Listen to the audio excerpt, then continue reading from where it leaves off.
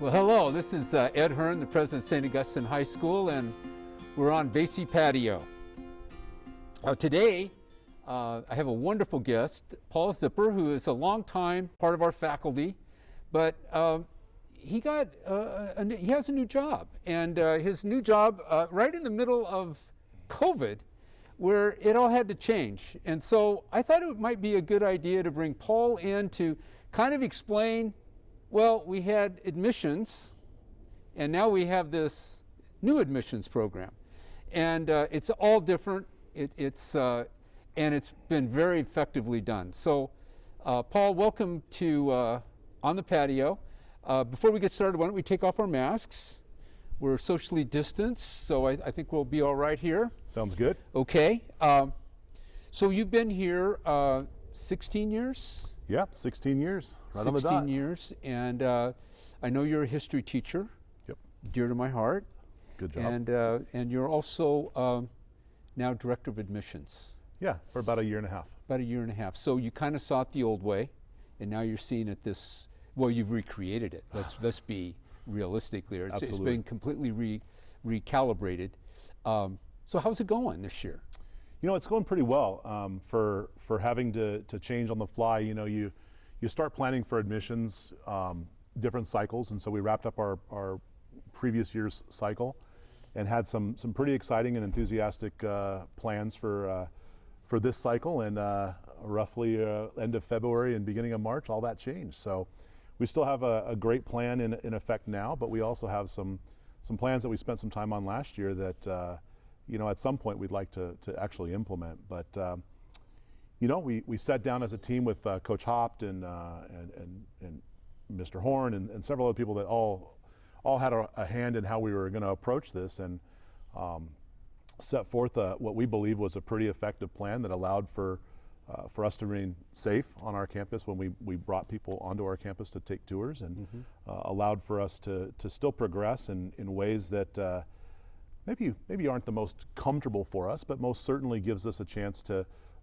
do some of the things that we're used to doing. And we're very, very happy that where we're at right now with families that have been on our campus. We've provided about 120 to 130 tours throughout from September to today. And again, a variety of people have led these tours: students, faculty members.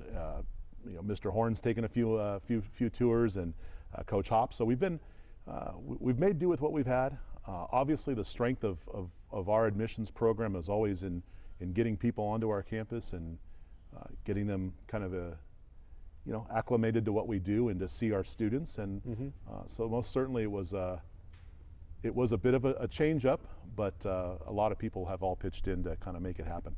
Right, and I know you're using social media quite a bit, because you can't have an open house, you can't have 8th grade day, you can't have any of these normal things that have been really the mainstays of our admissions program.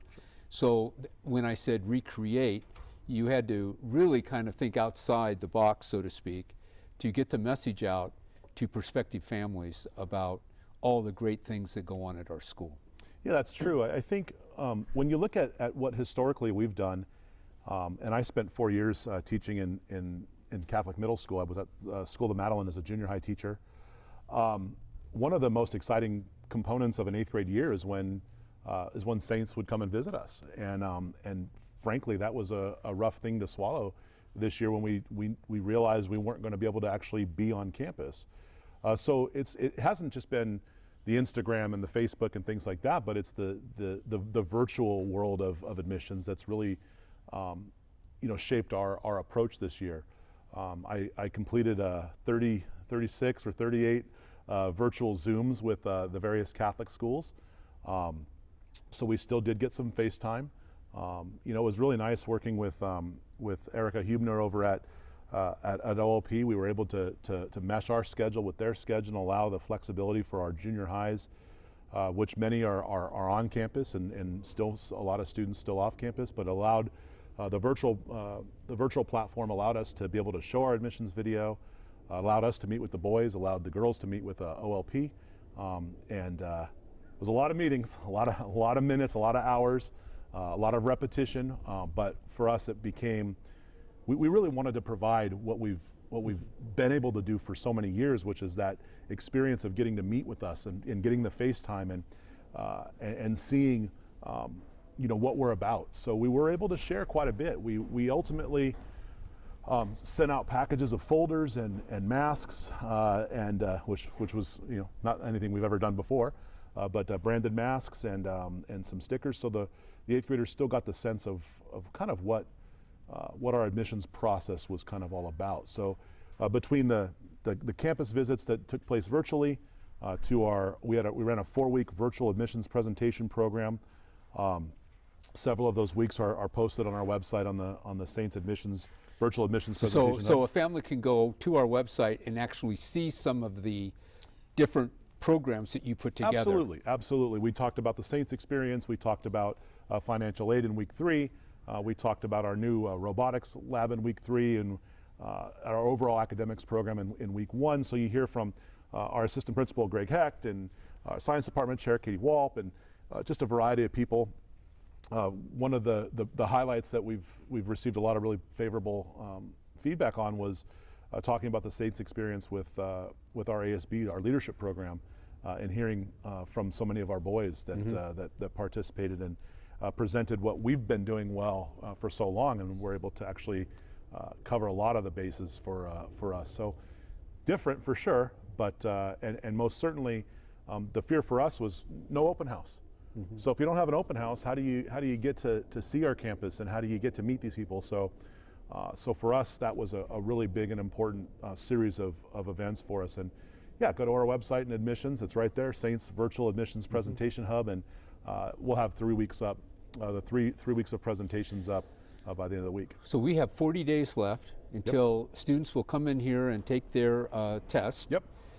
Interview following that. Do you apply for financial aid prior to all this? How do you go about the financial aid process? So the process is actually, I mean, if you were to lay out an admissions process from us from start to finish, touring is taking place now. Virtual visits and the research that you're going to do as a family, that gets covered now. But our financial aid application opened on November 1st.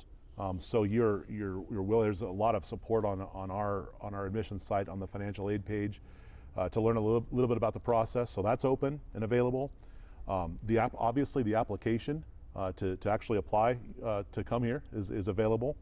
And really one of the things that I think is important for families to understand is when you complete the application, you're actually reserving a seat for the high school placement test, which this year is going to be January 23rd.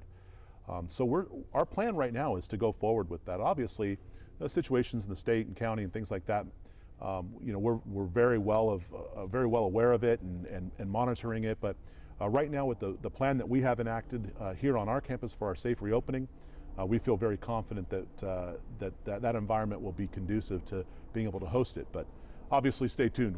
Things are changing. You know how that goes. Right. And then the financial aid comes. So they'll test on the 23rd.